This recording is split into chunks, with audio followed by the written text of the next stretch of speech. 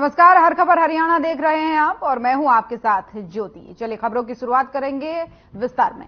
मुख्यमंत्री नायब सिंह सैनी ने press conference की है, जिसमें उन्होंने साफ किया है कि बेशक विपक्षी दल सरकार के खिलाफ कितने ही मंसूबे पाल ले, लेकिन सरकार को कोई खतरा नहीं है। उन्होंने कहा कि हमारी सरकार पूरे 5 साल तक निर्बाध तरीके से चलेगी। आपको बता दें कि मुख्यमंत्री बुधवार को बीजेपी प्रत्याशी डॉक्टर अशोक तंवर के आवास पहुंचे, जहां उन्होंने प्रेस कॉन्फ्रेंस की है। कि कांग्रेस की सोच रही है, ये इच्छाएं पूरी करते हैं। पहले भी आप लोगों ने इनका इतिहास देखा है, पूरे देश ने कांग्रेस का इतिहास देखा है। लोकसभा के अंदर जब इनकी सरकार, कहीं इनको लगता था कि दिक्कत में है, तो फिर ये कुछ लोगों की इच्छाएं पूरी करते हुए घूमते थे। दिक्कतें किसी को होंगी, सरकार को कोई दिक्कत नहीं है। सरकार पूरी मजबूती से काम कर रही है और इनकी इच्छा प्रदेश के लोग पूरी करने वाले नहीं हैं, क्योंकि ये भ्रष्टाचार के ऊपर विश्वास करते हैं कांग्रेस के लोग, और मोदी जी, भारतीय जनता पार्टी विकास के ऊपर विश्वास करते हैं।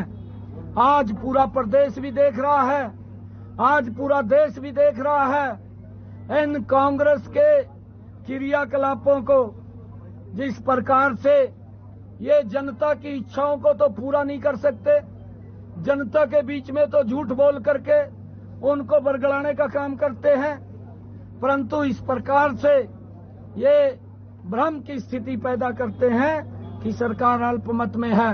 सरकार को कोई दिक्कत नहीं है, मजबूती से सरकार काम कर रही है। भ्रष्टाचारियों को किसी प्रकार से बख्शने की जरूरत नहीं है। जो भी भ्रष्टाचारी है, सरकार उनके ऊपर सख्त एक्शन, कड़े से सख्ताई से कार्रवाई करेगी।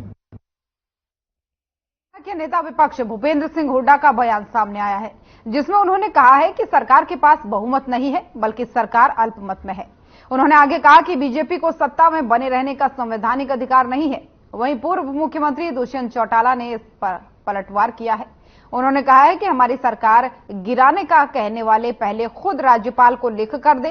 बता दें कि अब तक 40 पूर्व विधायक और सांसद कांग्रेस में शामिल हो चुके हैं और इसी के साथ ही 3 निर्दलीय विधायकों ने कल ही कांग्रेस को समर्थन दिया है। 40 के करीब पूर्व विधायक और पूर्व सांसद कर चुके हैं और ये 3 इंडिपेंडेंट विधायकों ने भी बाहर से समर्थन जो है कल दिया है कांग्रेस पार्टी को। ये एक जनभावना बनी हुई है और जनभावना को देखते हुए सब कांग्रेस में आ रहे हैं। ये जो आपस में समझौता तोड़ने का था, वो बी टीम बनने का, तो ये लिख के दें गवर्नर को, फिर हमारे डेपुटेशन मिलेगा 50 साल जाके, और सरकार के जो है राष्ट्रपति शासन लगना चाहिए और चुनाव होने चाहिए। उन्होंने भी मांग की कि राष्ट्रपति शासन लगे। मांग लिख के तो दें गवर्नर को।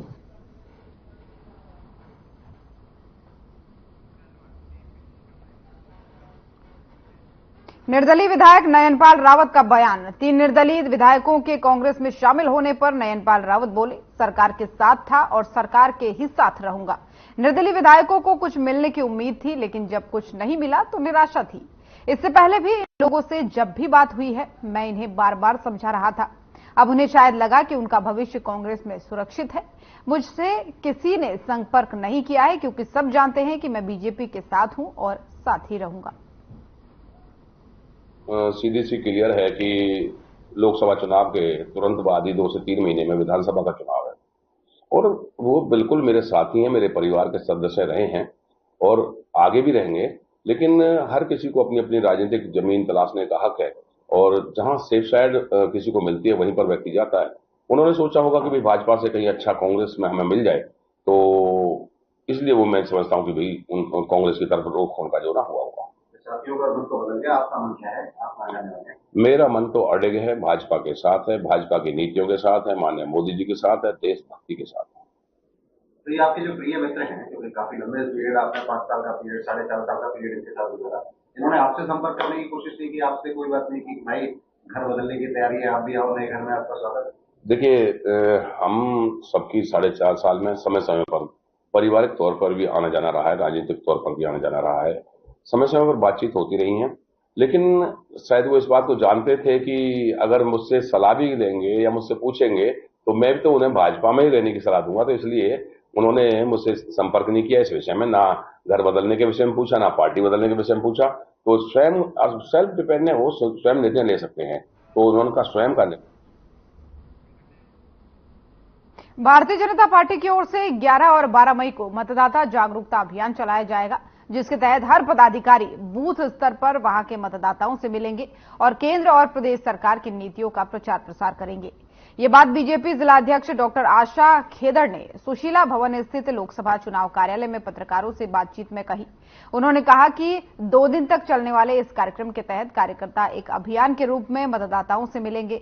छोटे और बड़े सभी नेता और पदाधिकारी भी इस अभियान में शामिल होंगे। इस अवसर पर मौजूद पूर्व मंत्री सावित्री जिंदल ने कहा कि उन्होंने चौधरी रणजीत सिंह के साथ शहर में जनसंपर्क अभियान चलाया है।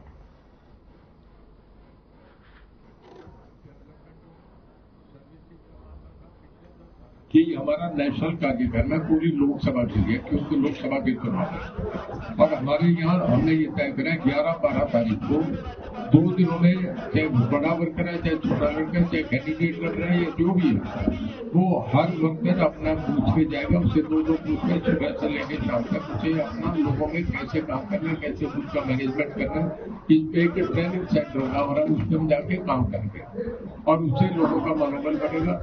हमारा पूरा वर्कर जो टीम एक्टिव हो जाएगी और गांव स्तर पे हमें वोट डलवाने के लिए हम कोशिश करेंगे कि 90+ फोन कर पाए और इसका एक बहुत बड़ा मैसेज है।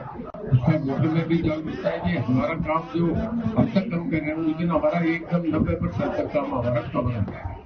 ये करके आज ये एक एक्सरसाइज थी। देखिए, आम मतदाता पहले से देखता है कि पार्टी कौन है। अगर भारतीय जनता पार्टी का नाम आता है तो 90% आदमी सुनने को तैयार हो जाते हैं, हाँ सुने कौन पार्टी, उसके मनपसंद की पार्टी है।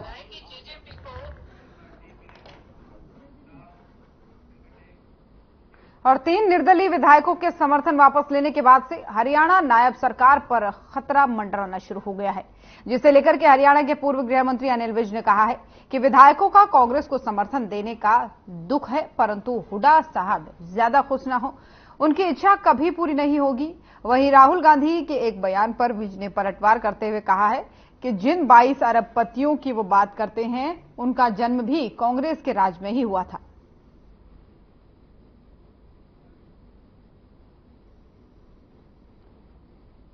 देखिए, ये जो इंडी गठबंधन है, ये सारा दिन इनके जो 28 ग्रुप हैं, वो सारा दिन पेट्रोल का कनस्तर लेकर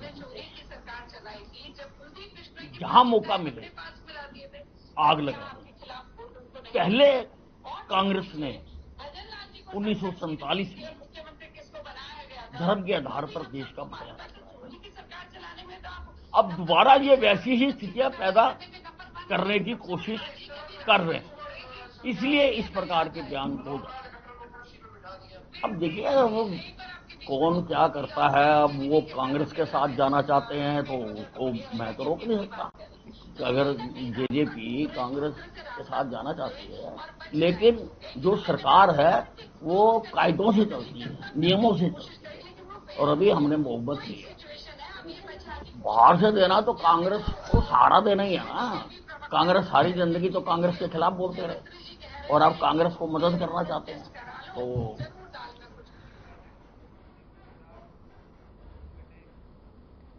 और हरियाणा की बीजेपी सरकार में अल्पमत में आने को लेकर के दिग्विजय सिंह चौटाला का बयान सामने आया है।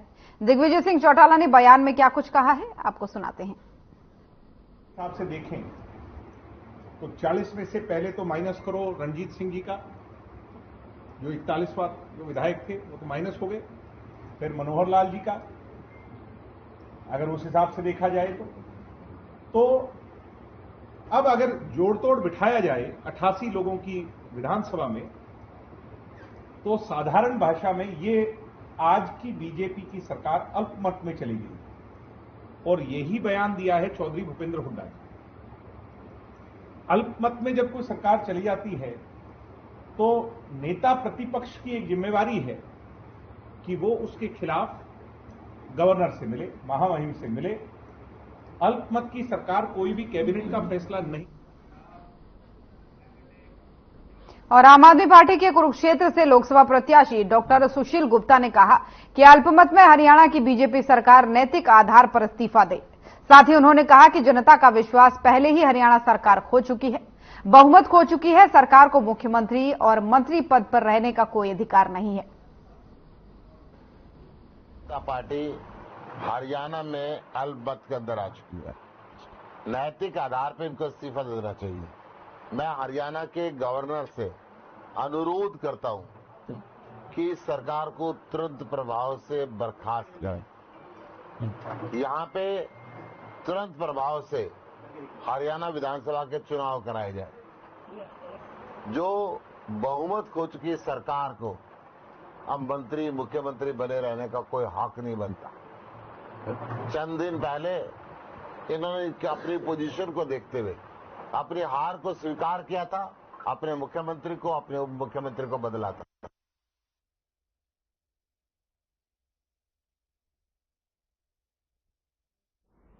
और हरियाणा के विधानसभा स्पीकर ज्ञानचंद गुप्ता ने 3 निर्दलीय विधायकों के समर्थन वापस लेने को लेकर के बयान दिया है।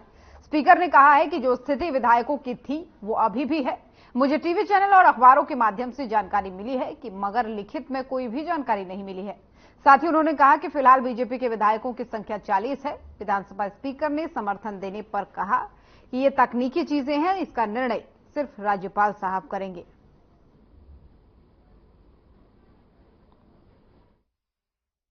देखिए, अभी तक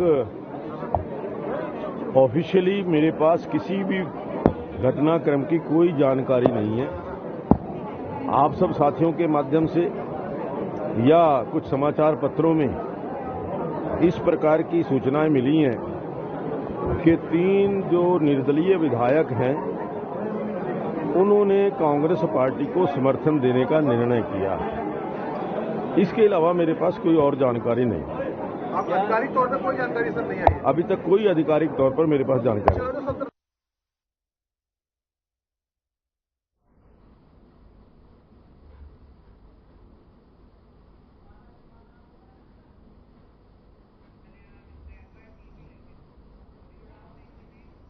और शंभू और खनौरी बॉर्डर पर किसान आंदोलन 2.0 के 85 दिन पूरे हो गए हैं।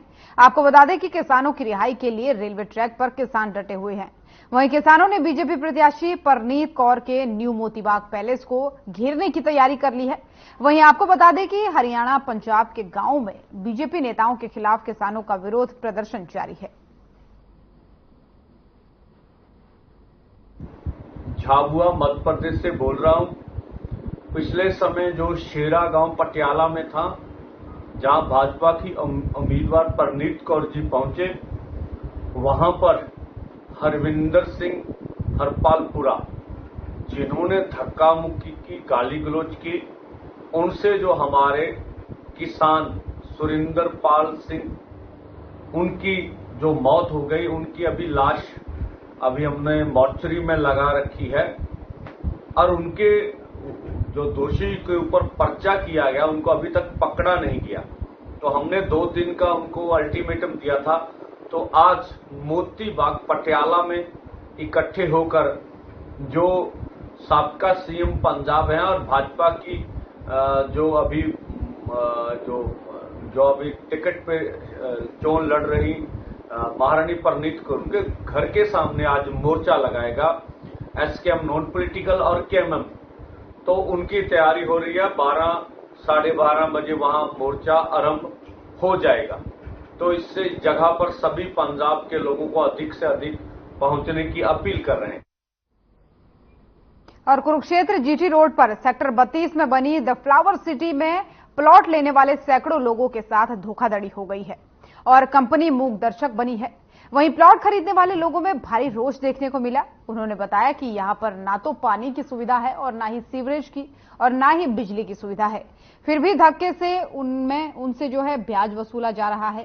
साथ ही लोगों ने यह भी बताया कि उन्होंने द फ्लावर सिटी के सारे डिपार्टमेंट्स की शिकायत भी दर्ज करवाई है।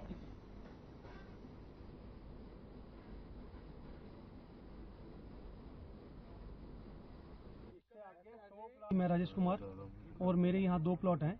मैं फ्लावर सिटी में इस टाइम आपके सामने खड़ा हूँ। तो जो भी इन्होंने हमारे को जिस टाइम प्लॉट दिए थे, उस टाइम उन्होंने ये बात बोली थी हमारे को कि हम ये आपको प्लाट किस्तों में दे रहे हैं और जैसी आपकी किस्त खत्म होती है उससे पहले हम आपको सारे काम करके देंगे। और आज आप यहाँ खड़े हो, देख भी रहे, रोडों की हालत देख रहे हो, कोई इनका एसटीपी वो सामने है जो आपको दिख रहा है, एसटीपी इनका 25% भी आज तक क्लियर नहीं हुआ। और ये पोजेशन क्यों दे रहे ये मेरे को अभी तक नहीं पता चला। पोजेशन देने के लिए इनको एसटीपी कंप्लीट देना पड़ता है और टोटली बाउंड्री वाल इसको पूरी कॉलोनी करके देनी पड़ती है। क्षेत्र 32 जो सेक्टर कुछ क्षेत्र में है बना हुआ, उसमें मेरे 2 प्लाट है, C191 और C230। और C230 के सामने खड्डे खोदे पड़े, ना सीवरेज की लाइन है वहाँ पे, ना पानी की लाइन है, ना सड़क बनी हुई है। और मेरे से इन्होंने ब्याज मेरे खाते में लगाना शुरू कर दिया, बिना पोजीशन लेटर दिए मेरे को पोजीशन करे, तेरे पोजीशन ले ले। और C191 नंबर प्लाट के अंदर इन्होंने जब मैं पूरी पेमेंट जमा करा दी, उसके बाद जब मैं उसकी स्टेटमेंट मारने गया तो मेरे खाते में ब्याज लगा रखा। मैंने किस बात का, मुझे आपका चेक बाद में क्लियर हुआ, इसलिए उसका ब्याज देना पड़ेगा। वो भी दीनदयाल योजना के अंदर बड़े बड़े मोटे अक्षरों में लिखा जाता है कि दीनदयाल योजना में जो टाउनशिप होगी उन पर 5 साल तक मेंटेनेंस चार्ज नहीं लगती। जब ये एप्लीकेशन निकालते हैं तो उसमें ये भी हाईलाइट करते हैं, और ये पोजेशन देते ही मेंटेनेंस चार्ज इन्होंने लगाने शुरू कर दिए, जो कि बिल्कुल सर्वथा अन्याय है, लगा ही नहीं सकते। और इसके खिलाफ तो उनको जेल हो जानी चाहिए। तो कोई शिकायत वगैरह दी है आपने? कौन सी सिटी बनी? अभी इन्होंने मांगा है मेरे से, अब उनको शिकायत दूंगा। मतलब किस नाम से जगह? ये फ्लावर सिटी है, इसमें मेंटेनेंस चार्जेस 5 साल तक नहीं लगते।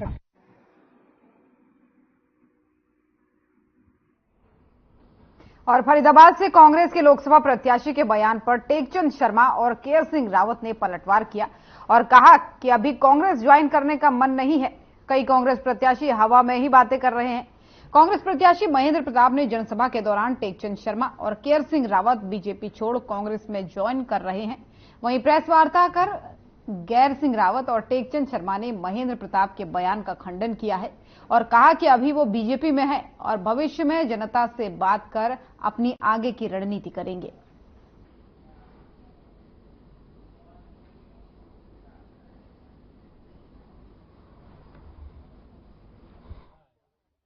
ऐसा कोई विचार नहीं है।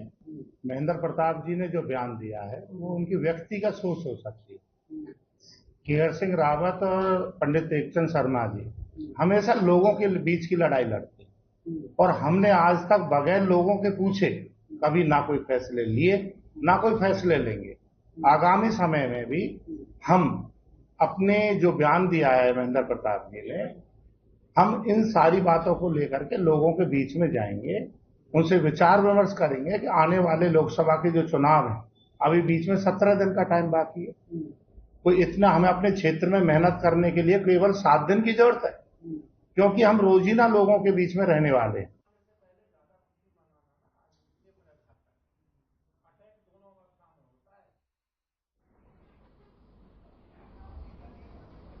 पूर्व मुख्यमंत्री भूपेंद्र सिंह हुड्डा और उनके सांसद पुत्र दीपेंद्र हुड्डा द्वारा हरियाणा में राष्ट्रपति शासन लागू किए जाने की मांग पर बीजेपी सांसद डॉक्टर अरविंद शर्मा ने पलटवार किया है। उन्होंने कहा है कि हरियाणा की नायब सैनी सरकार अपना कार्यकाल पूरा करेगी और फ्लोर टेस्ट में ही ये पता चल जाएगा कि कौन किसके साथ है। डॉक्टर अरविंद शर्मा अपने बादली हल्के के चुनावी दौरे के दौरान मीडिया से बातचीत कर रहे थे। सांसद ने कहा कि हरियाणा में नायब सैनी सरकार पहले अपना कार्यकाल पूरा करेगी और उसके बाद हरियाणा में विधानसभा चुनाव होंगे। फिलहाल सरकार के पास अपना पूर्ण बहुमत है। 3 निर्दलीय विधायकों द्वारा हरियाणा की बीजेपी सरकार से समर्थन वापस लेकर कांग्रेस को अपना समर्थन दिए जाने के सवाल का जवाब देते हुए अरविंद शर्मा ने कहा कि इन 3 विधायकों को यह पता चल चुका था कि आने वाले विधानसभा चुनाव में भाजपा से इनको टिकट नहीं मिलेगा, इसलिए इन्होंने विरोध का रास्ता चुना और अपना समर्थन कांग्रेस पार्टी को देने का फैसला किया।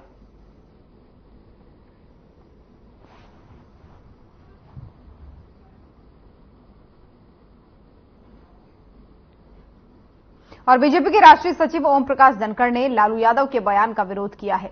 आपको बता दें कि लालू यादव ने देश में मुस्लिम समाज को आरक्षण दिए जाने का समर्थन किया है, जिसे लेकर के ओम प्रकाश धनखड़ ने कहा कि लालू यादव ही नहीं, इससे पहले कांग्रेस के प्रधानमंत्री रहे डॉक्टर मनमोहन सिंह भी ठीक इसी प्रकार का बयान दे चुके हैं। उन्होंने कहा कि हाल ही में कांग्रेस की तरफ से जारी किए गए चुनावी घोषणा पत्र को देख लिया जाए तो उसमें भी कांग्रेस पार्टी ने बहुसंख्यक समाज का पूरी तरीके से विरोध किया है और अपने घोषणा पत्र को अल्पसंख्यक समाज के लिए समर्पित किया है।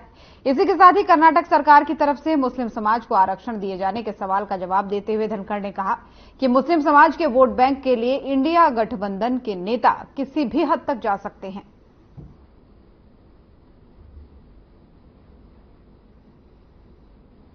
तो झज्जर से तस्वीरें आपको दिखा रहे हैं, जहां पर मुस्लिम आरक्षण वाले बयान पर सियासी वार अब छिड़ता हुआ दिख रहा है। ओम प्रकाश धनखड़ का बयान जब सामने आया तो उसके बाद से ये बवाल छिड़ता हुआ दिखा। आपको बता दें कि लालू यादव के बयान पर उन्होंने पलटवार किया, जिसके बाद इसको एक सियासी वार पलटवार के तौर पर देखा जा रहा है। दरअसल लालू यादव ने बात कही थी मुस्लिम आरक्षण को लेकर के, उसके बाद से ओम प्रकाश धनखड़ ने उनके बयान पर पलटवार किया है और अब इन दोनों के वार पलटवार से ये बताया जा रहा है, ये अंदाजा लगाया जा रहा है कि एक तरीके से सियासी माहौल इस पूरे मामले पर बनता हुआ दिखाई दे रहा है।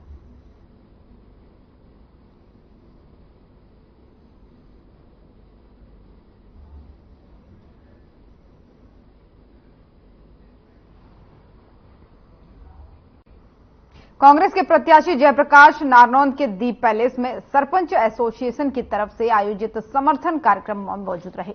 इस दौरान उन्होंने कहा कि गांव की छोटी सरकार के मालिक सरकार की कार्यप्रणाली से नाराज हैं। उन्होंने बताया कि सरपंच सरकार को छोड़कर उनकी नीतियों को देखते हुए कांग्रेस पार्टी का समर्थन कर रहे हैं।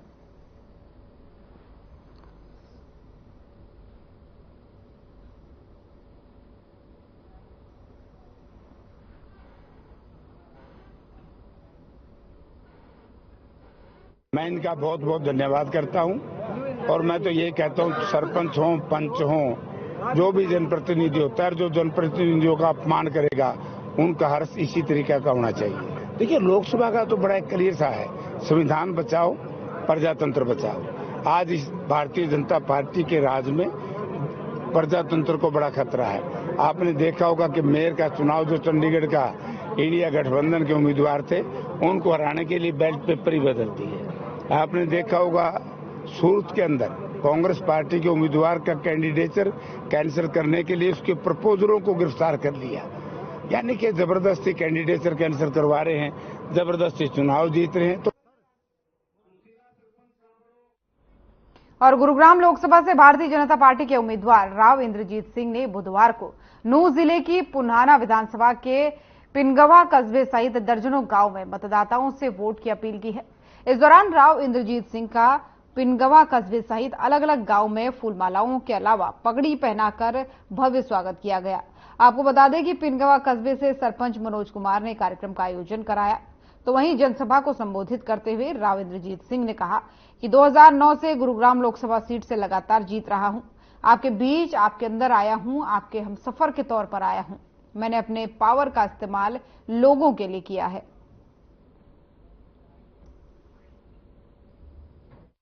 जीतने के लिए लड़ाती है, कोई हराने के लिए लड़ाता नहीं है। तो उम्मीद तो सभी कर रहे हैं, मैं भी उम्मीद कर रहा हूं, पर मैं उम्मीद केवल जीतने की नहीं कर रहा।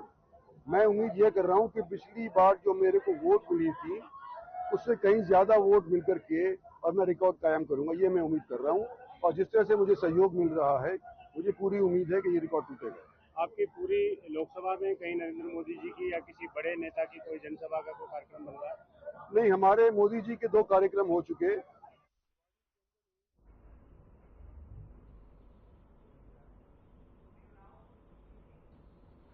हर खबर हरियाणा देख रहे थे आप। बुलेटिन में फिलहाल इतना ही।